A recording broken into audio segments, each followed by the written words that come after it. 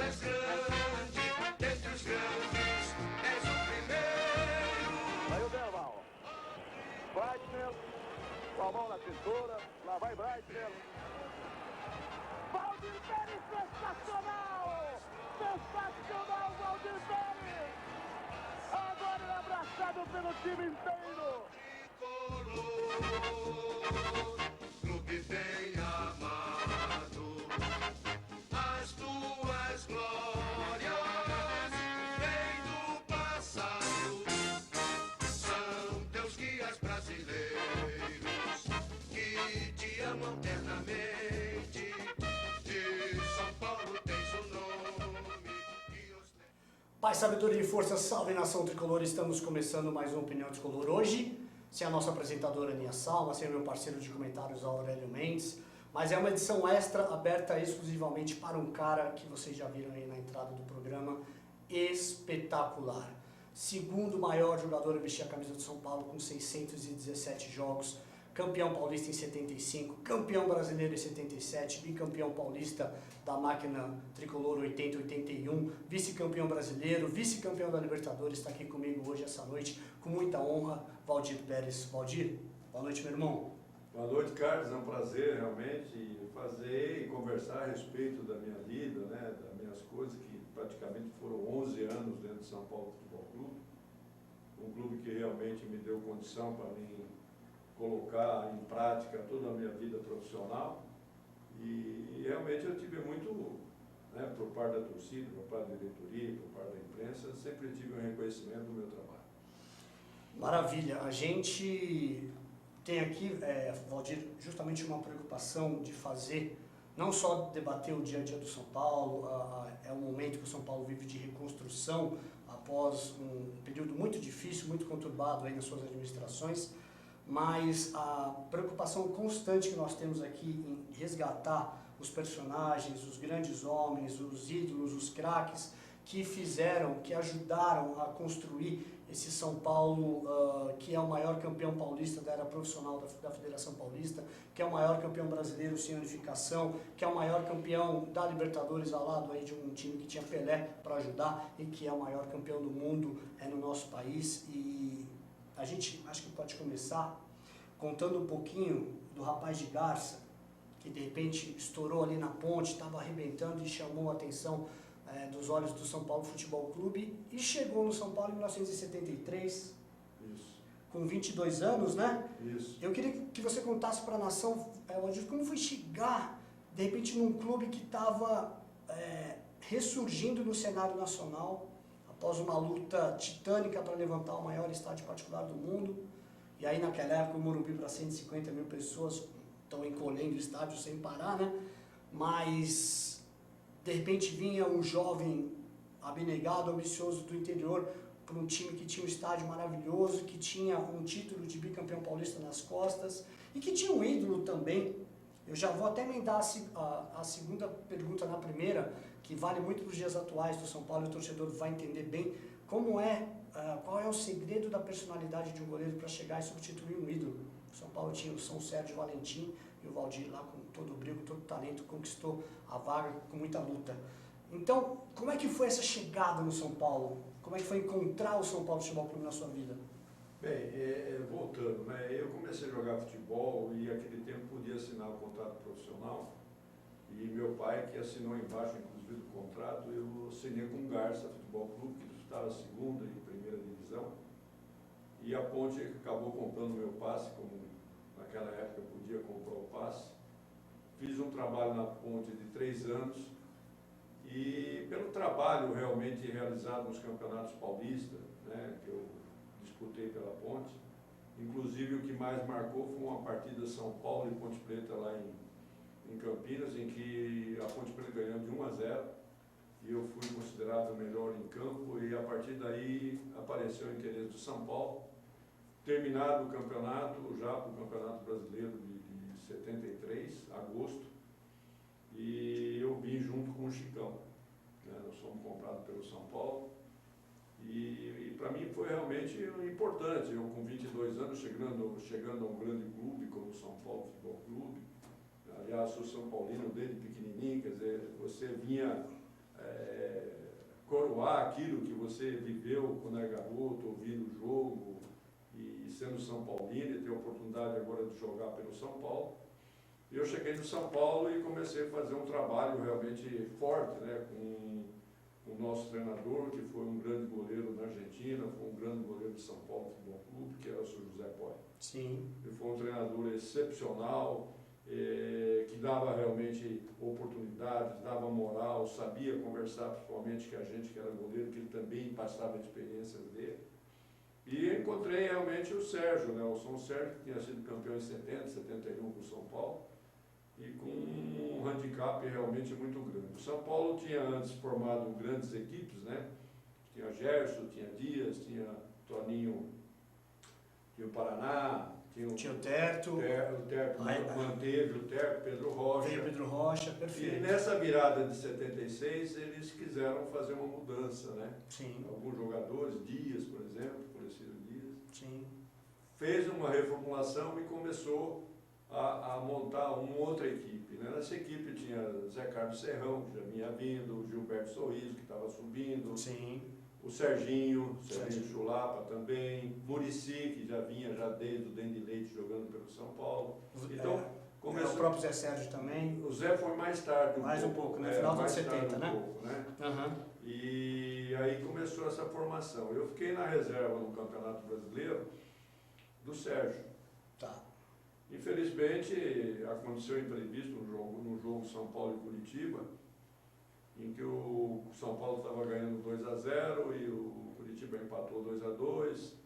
A torcida realmente cobrou do Sérgio e a própria imprensa também, e o Sérgio não teve, devia ter um pouco mais de tranquilidade para enfrentar a crítica, essas coisas. Ele acabou se queimando nesse sentido. E já no outro jogo contra a Portuguesa, foi minha estreia no São Paulo, né, com 22 anos. E a partir daí comecei a jogar. Dei a oportunidade de jogar uma Portuguesa, foi o jogo que eu fiz, foi 1-1. E nesse Campeonato Brasileiro de 73 para 74, nós fomos vice-campeão paulista, vice-campeão brasileiro. Sim. Disputou a época de classificações, ficou São Paulo, Cruzeiro, Palmeiras e Internacional. Foram as 4 equipes que classificaram. A gente conseguiu vitórias contra o Atlético, fomos lá eu sei que nós perdemos do Cruzeiro lá e ficou para decidir aqui no Morumbi São Paulo e Palmeiras. E o jogo foi 0-0 e eu também fui muito bem nesse jogo, principalmente jogo decisivo. E aí obtemos a classificação para a Libertadores. Perfeito. Da próxima. Então fui vice-campeão brasileiro de 73, 74. Sim. E nessa tocada aí o São Paulo começou a disputar a Libertadores.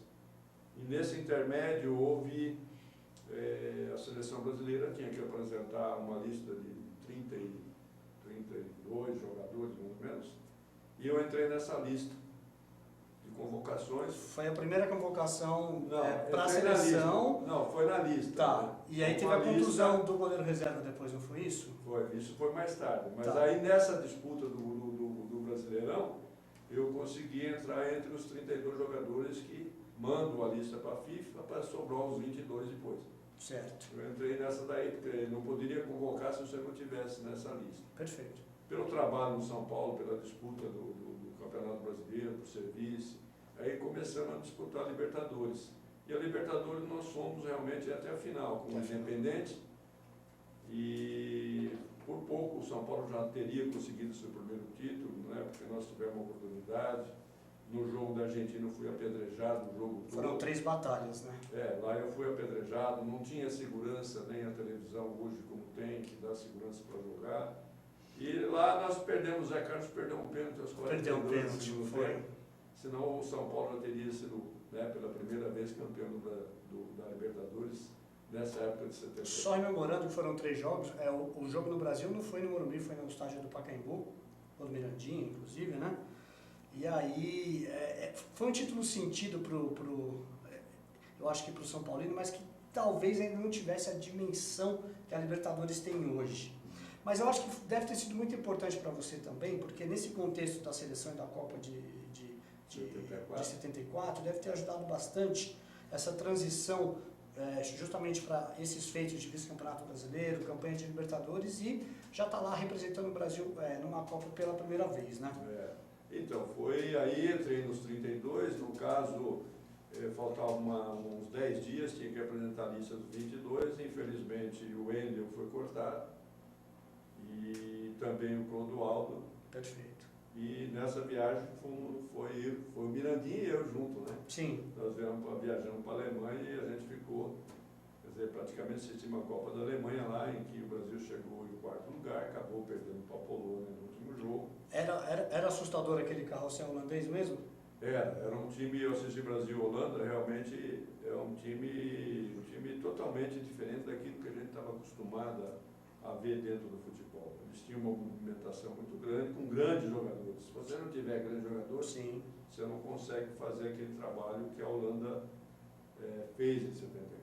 Eu fiz esse link porque 18 anos depois o São Paulo reencontrou o Cruyff na final do Mundial, Cruyff do lado, o Tele do outro, e eu acho que o Barcelona que a gente está acostumado a ver hoje é o Barcelona que teve essa semente embrionária com o Cruyff nos anos 90.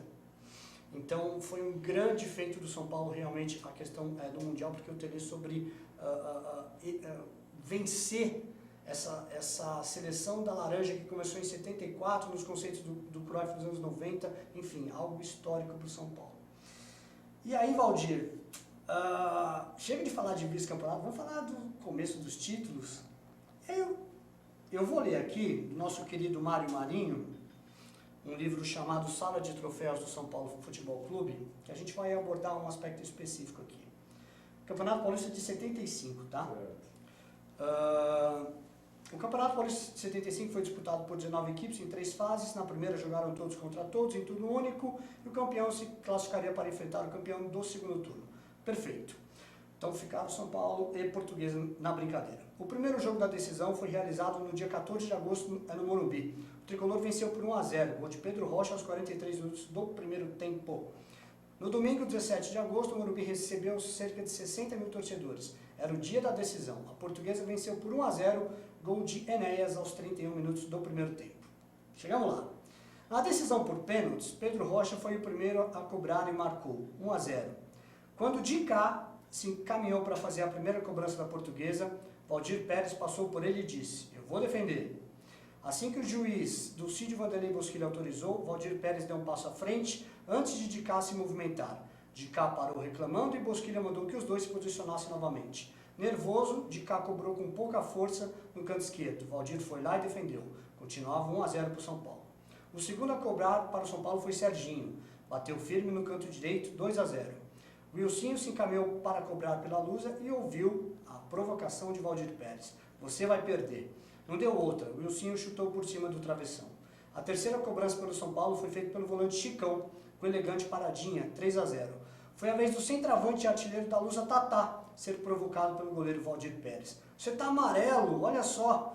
Tatá correu e bateu no meio do gol, defesa de Valdir, São Paulo campeão. Me conta aonde você descobriu o segredo da catimba, e daqui a pouco a gente vai falar de 77 também. Bem, o São Paulo fez um campeonato paulista excepcional. Nós ficamos invictos, acho que 49 partidas durante todo esse tempo.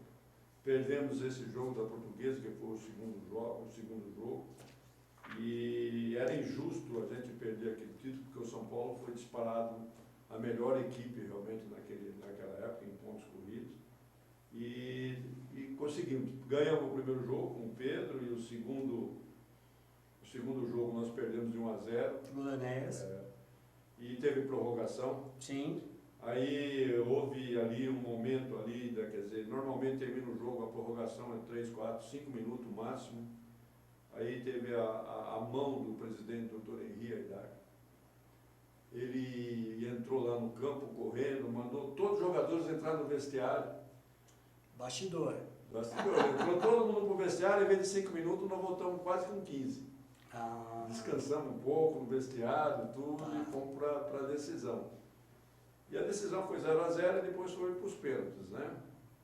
Agora aí tem uma coisa aí que eu não sei se está bem certo aí, né? Então, até é importante a gente fazer o resgate. Eu não sei se está bem certo em termos dos pênaltis. Primeiro pênalti foi o de cá. Certo. Do São Paulo e do coisa, está tudo na ordem dos 3-0. Perfeito. Bom, o primeiro foi o de cá. Como o de cá tinha sido meu companheiro na ponte, eu fui abraçado com ele. E conversando, né? Do lado Sim. dele, eu botei o bolo no ombro dele e fui conversando. Você não vai fazer, eu pego o pênalti e tal, aquela história toda. Aí ele foi, eu defendi. O segundo pênalti, quem bateu foi o Tatá, não foi o Sim. Ah, então é o inverso aqui. Quem Perfeito. bateu foi o Tatá, porque também aconteceu uma coisa engraçada aí. Opa, o que houve? Aí o Tatá, eu fui também conversando com o Tatá. Certo. Pô, Tatá, vou pegar tudo esse papo, né, que a gente usava naquele tempo, que a gente tinha oportunidade de fazer, hoje mudou muito, você não pode fazer mais nada nesse sentido, né? Até essa questão do bastidor do vestiário, hoje com a imposição de TV rígido ali, patrocinadores, é difícil, né? Mas naquela época dava para dar uma malandragem. Porque o goleiro, por exemplo, não ficava ali do lado atrás. O goleiro defendia o pênalti e voltava para o meio do campo. Ah, perfeito. E era por isso que eu vim com o Idicá, vim com o Tatá. Só que quando foi o Ilcinho para bater, eu fui abraçar o Ilcinho. Aí os caras da portuguesa, deixa eu abraçar, não, deixa eu abraçar. Então ele saiu correndo de mim, entendeu? E ele também foi bater o pênalti. Aí também tem outra coisa. A cobrança começou assim, ele correndo de você. Mas os 3 pênaltis foram defendidos, não foi nenhum para fora. Ah, Também tem outra coisa aí também que... O Mário Marinho, fica aí o puxão de orelha. Esse livro é sensacional. Eu recomendo a todo mundo ter, mas está aí a correção histórica do Valdir. Entendeu? Então acho que aí precisa dar uma hora que eu defendi os 3 pênaltis nesse jogo aí. Perfeito. E houve esse tipo. Então isso daí, antigamente facilitava, isso daí é que tá o negócio. Eu cheguei no São Paulo, peguei a posição de titular, fui vice-campeão brasileiro, fui convocado para a seleção, fui para o Mundial de 74, e quando você volta para o clube, você volta sendo visto de outra maneira. Você é visto como jogador selecionado, você é jogador do Brasil. Sem dúvida. Embora jogando no São Paulo Futebol Clube. Aí você começa, né, a ter mais tranquilidade, mais confiança, porque está dando o resultado realmente do teu trabalho, dos meus treinamentos, que eu era uma pessoa que treinava muito, sempre fui muito dedicado dentro da minha profissão. E aí, né, comecei a ficar tranquilo até chegar a esse título aí, que foi o primeiro título importante que eu ganhei, foi o Campeonato Paulista contra a Portuguesa em 1975. Perfeito. E aí a gente vai fazer um resgate novamente, desde aquele quadrangular lá de 73, tivemos 3 anos do Internacional sendo campeão brasileiro. Isso. Ou melhor, o Palmeiras sendo campeão brasileiro, e depois é o bicampeonato do Inter, uma equipe muito forte. E eu acho que o São Paulo começou a se encontrar pós-título paulista de 75 na vitória sobre o então campeão Inter por 4-1 lá no Beira-Rio. Né? Um resultado que acho que ninguém esperava, que o time do São Paulo que primava mais pela força física, aquela característica do Minério de realmente ter um primor físico. Nós já tivemos aqui com o Dário Pereira, que comentou sobre isso, com o Gilberto Suíça, que comentou sobre isso, quanto o Minério primava pela capacidade física se somando à técnica. Era algo preponderante, até na escolha de jogadores. E o Atlético, até então o time mais técnico da competição, levou o favoritismo para a final do jogo da super decisão lá do Mineirão. Mais de 100 mil torcedores, e aí entrou um personagem crucial da história de novo, o Valdir. Você quer que eu leia aqui ou você vai contar agora? Pode. Dado o Mário Marinho ter cometido alguma rata aqui. Mas vamos lá. Em 1977, o tricolor foi buscar o técnico Rubens Minelli, que havia sido bicampeão brasileiro em 75 e 76 pelo Internacional. O experiente Minelli fez reformulação completa no elenco, mantendo apenas o goleiro Valdir, os volantes Chicão e Teodoro, os atacantes Serginho e Mirandinha, que voltavam ao futebol depois de 3 anos se recuperando de uma fratura. É verdade. A final do Brasileiro contra o Atlético Mineiro foi no Mineirão. E aí a curiosidade, o campeão brasileiro de 77, o título em março de 78. O Serginho não jogou, teve toda aquela história de levar o Serginho de avião, e aí... Foi problema do Muricy. Isso, aí o Muricy foi buscar o Serginho, levou o Serginho, os caras lá do Atlético empolvorosos, como assim, vai jogar, não vai jogar, aí mandaram chamar o Reinaldo, e aí eu acho que a gente começou, talvez, a ganhar o jogo ali, porque meio que desestabilizou. O cara que ia pro jogo meio que ficou, né, desprestigiado. aí o jogo foi tenso, foi muito disputado, teve uma chuva, um temporal e a decisão foi para a prorrogação, que também terminou sem gols. Como mandava o regulamento, vamos lá novamente, passou-se as cobranças de pênaltis. O primeiro a cobrar foi o lateral direito, o tricolor de Getúlio, que estou para fora e causou uma certa apreensão, né, Valdir? Aí foi o Cerezo, é o primeiro? Eu sei que fizeram primeiro. Então vamos lá, aqui já está errado. Ó. O mineiro, Toninho Cerezo, também mandou o seu pênalti para fora. Você lembra da sequência? Você quer contar? Não, agora eu não estou muito lembrado. Então vamos lá, foi a vez do Guerreiro Chicão. Aí fez gol. Melhor jogador em campo. Correu, escorregou, chutou e o goleiro João Leite, foi gol do Chicão ou o João Leite defendeu? Não, acho que foi gol do Chico, não foi? Ó, aqui está dizendo que o João Leite defendeu. É o atacante Ziza. Não, aí tem uma coisa aí, porque precisa ver a ordem, porque o Antenor bateu e fez o gol. Tá, isso mesmo. Aí vamos lá. O atacante Ziza, anos mais tarde, foi até presidente do Atlético, bateu e converteu. Enfim, começou a entrar em campo o Valdir Pérez. Antes teve o gol do Pérez pra gente. Sim. Né? E aí, a catimba do Valdir entrou em ação. Com o Joãozinho Paulista, teve alguma coisa em especial que você fez com ele? O Joãozinho, entenda bem, foi meio assim, parece que nós perdemos o primeiro, o Atlético fez um, nós fizemos o segundo, empatou 1-1, o Atlético fez 2-1. Isso. Aí parece que aí erraram um, Tá. aí o São Paulo empatou, aí eles erraram o outro, São Paulo fez 3-2, aí erraram o último deles. É mais ou menos essa sequência aí. Boa. O São Paulo fez gol com o Bezerra também. Fez com o Bezerra também. Agora, eu queria que você contasse o fator mais preponderante dessas cobranças, que talvez foi o que mais tenha desestabilizado, que se tornou folclore, se tornou meio lenda. E é verdade que teve uma passada de mão aí, que você está meio chateado até hoje, Valdir? Olha, a gente procurava, né? Você cria uma imagem, por isso que eu falo, você começa a defender pênalti, você cria uma imagem que aumenta a responsabilidade de quem vai bater. Sim. Não é qualquer um que está lá, é um cara que pega pênalti. Perfeito. Isso daí ajuda muito, principalmente em decisão no jogo normal, até que o emocional do jogador, estando tranquilo, ele faz o gol e vai embora. Mas numa decisão, o aspecto emocional conta muito. Perfeito. E aí onde eu entrava nesse sentido, para o quê? Para aumentar essa responsabilidade do jogador do Atlético, e falava que eu ia defender, que eu ia fazer, eu pego o pênalti, vocês têm acompanhado aí que eu pego o pênalti para Chuchu. E dessa maneira a gente conversava, procurava intimidar nesse sentido para aumentar a responsabilidade dele, porque só tinha torcedores, a maioria do Atlético no Mineirão. Foi o Mineiraço, teve o Maracanazo e o Mineiraço. Aí bateram, o Joãozinho, eu fui conversando e tal, ele bateu para fora. E o último pênalti foi o Márcio, o zagueiro Márcio que bateu. Isso, ele mesmo. Aí como eu estava fora e vinha com coisa, ele estava arrumando a bola. E eu ia passar por perto dele. Quando ele baixou para botar a bola, eu passei a mão na bunda dele. Aí ele virou a cabeça assim e olhou para mim, né? Sensacional. Aí eu falei assim, pô, você não vai fazer, hein? Olha aí, ó, a torcida vai pegar no teu pé aí, né? Sensacional, Valdir. E aí ele bateu para fora, aí eu saí gritando, né? Mas a única coisa que eu fico chateado, realmente, né? Porque depois dessa passada de mão, ele devia ter ligado para mim. Pô, Márcio! Saudade! Espetacular. E olha só como o Mário Marinho foi ameno aqui. Márcio, vigoroso zagueiro do Galo, se preparou para cobrar. O experiente Valdir se aproximou e sussurrou no ouvido dele. Que pressão, hein? Se você perder, tá ferrado.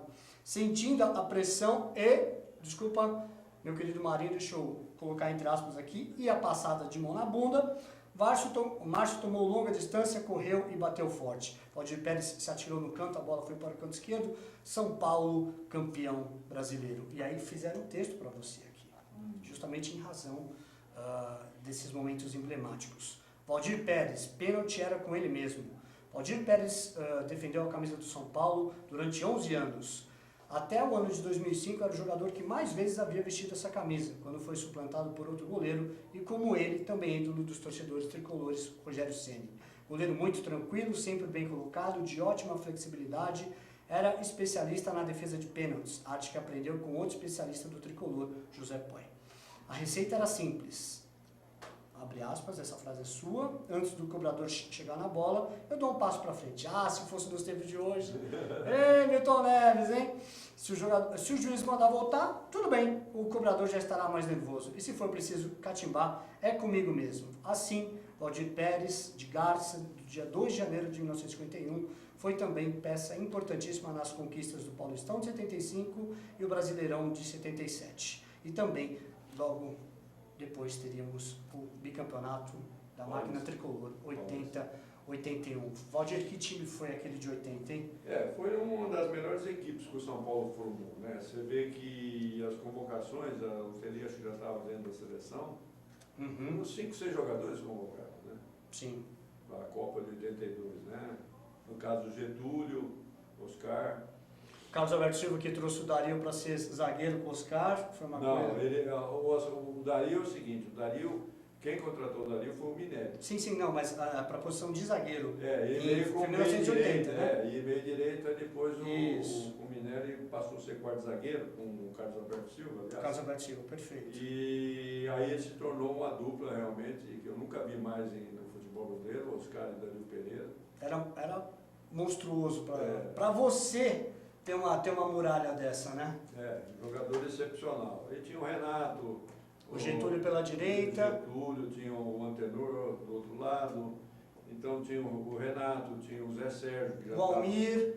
O Almir, um volante que não aparecia para a torcida em cima, ele jogava muito para o time. E aí o 4-3-3 com a linha de ponta esquerda e ponta direita, Paulo César na direita, o Zé na esquerda e o Serginho detonando todo mundo. Então era mais ou menos isso daí. É uma equipe, o Serginho estava convocado, o Zé estava convocado, o Oscar estava convocado, o Getúlio estava convocado, eu fui convocado. Acho que o Zé só não foi para a Copa pelos problemas de contusão e o caso do Naldecon, né? O Zé já foi para a Copa aqui da Argentina, de 78, Sim. Né? E não teve a oportunidade de poder jogar. Porque se o Zé joga, o Zé seria considerado um grande jogador, porque a fase realmente que ele estava no São Paulo. Eu achava ele mais habilidoso que o Éder, apesar do Éder ter o chute mais forte. Mas eu acho que em 82, o entrosamento dele com o Serginho, acho que seria primordial. E infelizmente não foi possível, né? São as coisas do futebol, né? Tem determinadas coisas que a gente não tem muita explicação. Né? E você tem lembrança dessa primeira final com o Santos em 80? Porque até hoje, para o torcedor de São Paulino que não sabe, foi o maior público pagante de um jogo do São Paulo no Morumbi. Foram 122 mil pessoas e alguns quebrados, sendo que o borderô não foi totalmente auferido pelas autoridades, que não conseguiram dar um fluxo imenso de torcedores. Estima-se que esse jogo também beirou ali 130, 135 mil pessoas. Você lembra dessa final? Os dois 1-0, 2 vezes o Serginho no Marola. Olha, entenda bem, quando se tinha jogos assim, principalmente decisivos, era um negócio muito bacana, né? A concentração nossa era dentro do estádio Morumbi, e ali tinha um restaurante, depois tinha em cima onde que sobe lá para entrar no meio lá do estádio, onde certo, a rampa da tribuna. A rampa da tribuna, onde os ônibus entram. Normalmente a gente ganhava 2, 3 convites, né, do São Paulo, o pessoal pegava ali, e a gente, na hora do almoço ali, a gente vinha ali lá para umas 11 horas e já o portão do estádio já estava aberto, do jogo às 4. Então você acompanhava a chegada do torcedor, tudo isso a gente sabia. Realmente tiveram vários jogos com o grande público, beirando aí 80, 90, 100 mil pessoas. E esses jogos realmente foi muito importante. São Paulo tinha uma equipe excepcional, foi bicampeão, né? Ganhou do Santos de 1-0. Isso. E depois também ganhou a segunda partida de 1-0. Isso, perfeito. Quer dizer, era a segunda vez que nós disputávamos títulos com o Santos, porque nós tínhamos feito, acho que 78. Em 78. Nós ganhamos o último jogo de 2-0 e perdemos na prorrogação. E não teve um gostinho de vingança, não? Teve. na época. Não, entenda bem, é o único campeonato que não teve decisão por pênalti. É verdade. Então, ficou empatado em número de pontos ganhos, que foram em 3 partidas. Sim. O Santos ganhou uma, nós ganhamos outra e empatou outra. Sim. Ficou tudo igual. Aí teve a prorrogação e o título foi decidido somente na prorrogação, foi 0-0. Não teve pênalti nessa época na decisão. Então Tá. o Santos acabou campeão e em 80 a gente passou por cima do Santos, contando realmente e sendo campeão paulista. E 81 é o bicampeonato em cima da Ponte Da Preta. Ponte, Também né? jogos espetaculares, o Serginho inspiradíssimo no último jogo, com chapéu no teu companheiro de seleção, Carlão. Carlos. Pegou lá o guarda-sol para comemorar ali, enfim, a grande apoteose. Como é que foi ser campeão em cima da Ponte Preta? Ali você passa, né? Como era defensor de São Paulo tinha entrado praticamente na vida, com as conquistas, você acaba vivendo o dia a dia do São Paulo. Mas passou um filme na cabeça, né? Não, eu ali é profissional e Sim. você tem que colocar ali. E Uhum. realmente, né, a Ponte, a gente tem todo, eu acompanho a Ponte até hoje, assisto os jogos das equipes realmente que eu joguei. E ali a gente queria ser campeão, né? Não importa quem estava na frente da gente. Aí tem um lance realmente muito legal, que já 46 minutos do segundo tempo, já estava definido o último jogo, que tinha Sim. ganho da Ponte. A bola veio para mim e o do Cídio Vanderlei que estava apitando esse jogo. Tá. E ele estava perto ali. Aí ele veio correndo em frente para mim e falou assim, Valdir, dá a bola aqui que nós já somos campeão. Aí eu vi a bola e eu terminou já. Saudoso. Do Cídio. Nossa, é um grande cara. Em 87, a gente, só para fazer um resgate breve do Cídio, né? Você enfrentou o São Paulo numa final também, Também. né? E o mais emblemático em relação à arbitragem desse jogo é que acho que foi a última final que o Cídio apitou, e ele tinha tido a perda Da mulher, né? da esposa, e a primeira vez que eu vi no estádio de futebol, as duas torcidas cantaram o nome de um juiz. Ele ficou emocionado, ele chorou, e ficou feliz porque era São Paulino, e você também ficou feliz porque você foi vice-campeão, mas você no fundo, beleza que o São Paulo foi campeão. Não, ali é profissional. Eu entendo, sinceramente, sem entendo. dúvida, Não sem é- dúvida. Com toda, né, a circunstância de ter saído de São Paulo, que era uma coisa realmente que não estava dentro da minha...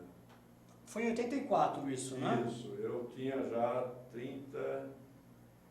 36 anos. Eu pretendia continuar dentro de São Paulo, ser treinador de juniores, juvenil, o próprio treinador de goleiro, essas Te coisas. falo já, você estava com 33, Não, foi mais. Eu saí em 84, não foi? 84. Então, 33 anos. mais uma vida lá dentro. Hã? Mais uma vida lá dentro. Então, porque 85 nós já tínhamos o Gilmar no gol. Isso. Foi na transição, na verdade, pós era Eu saí Galvão, em 84, né? com a 73. chegada do Carlos Brigadar para o primeiro mandato. 34 para 35 anos. É isso mesmo. É isso mesmo. E olha, depois de todos esses títulos, também ocorreu aquela final com o Grêmio de 81. E aí, a pergunta que eu queria te fazer, Valdir, é assim: quando você viu o Leão lá do outro lado fazendo catimba, que o Serginho foi lá e falou, você vai ficar sentado aí, filhão? Vem um pouquinho na cabeça ali, pô, o cara tá fazendo catimba, mas não tem a manha que eu tenho de fazer? Porque o Leão encheu o saco no Morumbi naquela final, hein? Depois do gol do Baltazar, foi um jogo inteiro, pelo amor de Deus. Ali é tudo momento do jogo, né? Duas grandes equipes também. Ele fez um golaço na vida dele, um puta no gol, a bola entrou no ângulo, né? Pegou um sem puro de primeira. Sim. Mas é momento do jogo ali, né? Você tem que tirar proveito nesse sentido, né? E aquele título contra o Grêmio realmente estava já, a gente, né, perdemos aí, fomos vice-campeões, mas já tinha certeza que aquela equipe iria ser campeão brasileiro também, outra vez. Perfeito. A gente viu aí na sua abertura um momento muito especial seu, Brasil e Alemanha, e que você defendeu o pênalti. E você defendeu o pênalti 2 vezes. e de um jogador da Alemanha que nunca havia perdido uma penalidade, que era o Breitner. Talvez aquele jogo, tá certo que você já vinha de 2 Copas do Mundo, mas eu acho que não foi o grande momento do Valdir ser realmente apontado como titular da Copa de 82, do grande mestre Tele Santana, aquele jogo contra a Alemanha? Entenda bem, tudo isso faz sequência de um trabalho. Perfeito. Né? Você tem que analisar todo o trabalho que foi feito, desde que as disputas de título, campeonatos que você ganha, tudo isso. Antigamente levava muito em conta esse trabalho que você fazia no clube, os resultados em si tinham influência. Quando foi começar as eliminatórias para a Copa de 78, eu praticamente disputei toda a eliminatória. E você vem constante, quer dizer, com jogos aí difíceis, jogos amistosos, tudo isso, e você vem num crescente, né, dentro do trabalho. E essa partida contra a Alemanha culminou, definiu praticamente ali a minha convocação né, como titular em 1982. Uhum. Mas você era visto de outra maneira, não como hoje. Hoje a pessoa aparece, o jogador faz 1, 2, 3 partidas, faz 2 gols, já está dentro da seleção brasileira. Antigamente era por mérito, por títulos. Era por tão diferente, né, Valdir? Diferente totalmente. E o torcedor dos clubes, ao contrário do que acontece hoje, eu me lembro muito bem, você tem uma seleção brasileira que você via o nome ali de um Valdir Pérez, de um Moscato, de um Chulapa, de um Zé Sérgio. Era um orgulho ver que os craques do seu time iam representar o scratch nacional. E o São Paulo fez isso em 82, fez isso em 86. Até hoje é o clube com mais jogadores convocados para a seleção brasileira na história das Copas. Mas a questão é que era diferente, porque vocês representavam o sentimento de toda uma nação. Pelo clube, isso potencializava ainda mais. E aí, me conta como foi a sensação daquela Copa de 82, que aquilo foi tão mágico e ao mesmo tempo tão triste, né, Valdir? Olha, entenda bem, nós tínhamos uma seleção excepcional, né, que vê bem, isso é um ponto que é considerado, né, até hoje, como a própria Holanda de 74, uma equipe que realmente jogou uma Copa do Mundo com magia. Com magia. Isso daí, nós estamos dentro aí até de 1º a 10º, aí nós estamos incluídos nas 10 melhores equipes do mundo. Sem dúvida. Que jogou, foi isso, para a gente é uma satisfação. Infelizmente eu tive uma falha no jogo e a partir daí eu tive que mudar, né, ter um pouco mais de força psíquica, né, mais força emocional para garantir aquele tranco, porque ali era a esperança da gente fazer uma grande Copa do Mundo. Isso foi no jogo da Rússia. Mas nós tivemos 2 jogadores excepcionais. Na época União Soviética ainda, né? Sim. 2 jogadores excepcionais, que eram o Sócrates, que fez um golaço, e o Éder, que fez outro. Sim. Né? Foi uma partida que nós ganhamos. O grande jogo daquela Copa foi Brasil e Argentina, né? Nós tivemos, nós ganhamos depois da Escócia, ganhamos a goleada, sim. Ganhamos da Nova Zelândia e fomos para ficar, porque era diferente. Para disputa de 3º e 4º lugar, porque ia disputar o título, ficou Brasil, Itália e Argentina na nossa chave. Não é brincadeira. Pesado. Itália campeã do mundo, a Argentina tinha sido 78. Pesadíssimo. E 2 times excepcionais. O jogo da Argentina foi um jogo muito difícil. Eu fiz umas 2, 3 defesas de cabeçada que praticamente deu tranquilidade e o Brasil ganhou 3-1 com golaços, né? Com toque de bola, envolvendo a Argentina. E, infelizmente, às vezes tem determinadas coisas no futebol que acontece determinadas coisas que a gente acaba perdendo um jogo. Né? Nós tínhamos toda a capacidade, sabíamos da capacidade da seleção brasileira. Infelizmente, há erros, como foi o erro do Toninho Cerezo, né? Que é um grande jogador, que é um jogador que acabou tocando a bola para o meio, sobrou para o Paulo acabou fazendo o gol. E o 3º gol também, por descuido nosso, porque se o Júnior não estivesse atrás de mim, o Paulo estaria impedido.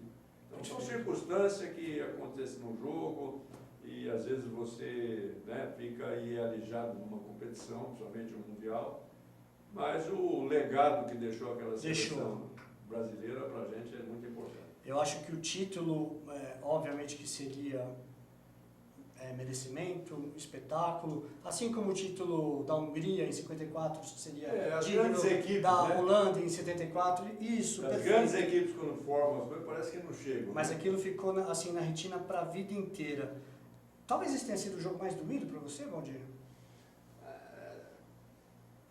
Entenda bem, eu vou falar porque Ou talvez, fazendo um paralelo para o São Paulo também, eu gostaria que você emendasse se teve algum jogo mais sentido para você no São Paulo. Olha, entenda bem, esse da seleção realmente sentiu, porque a gente, né, nós estamos preparados para ganhar a Copa do Mundo. E você sai fora nessa situação contra a Itália, e a Itália não vinha jogando bem, e você sai do jogo assim, numa competição de Copa do Mundo, o objetivo é disputar a Copa do Mundo e ser campeão do mundo. Você é trabalhado para isso daí, e você não consegue, é a oportunidade que você tem, é uma oportunidade que você tem, que é de 4 em 4 anos, então você tem a oportunidade de ser campeão. Então isso realmente é doído. E agora eu vou dizer para você, eu joguei 39 partidas na seleção brasileira. A única derrota na minha vida foi esses 3-2. Olha isso, poxa, Né? pesado. Você vê como deve ter, né, pesou um pouco nesse sentido, né? Pesado mesmo. E o jogo, teve um jogo mais sentido do São Paulo e ao mesmo tempo o jogo que você nunca esquece na tua vida? Olha, vamos voltar para decisões, vê bem que eu vou dizer para você, até coisa até engraçada, né? As duas vezes que foi vice-campeão, 70 e 74, fomos disputar com o Corinthians. Sim. Perdemos as duas. Aí quando eu estava no Corinthians, eu perdi para o São Paulo. Então, 3 campeonatos paulistas, foi vice-campeão, perdendo o título. Então, né, pelas duas vezes, podia ter ganho uma no Corinthians e, sei lá, atrapalhado o São Paulo naquela época, mas Perfeito. a vida às vezes não é como a gente quer, como vem, né? E tem aquele jogo inesquecível, um jogo de maior felicidade sua no clube? Que você guarda Acho que na memória? o título de 77 Foi incrível.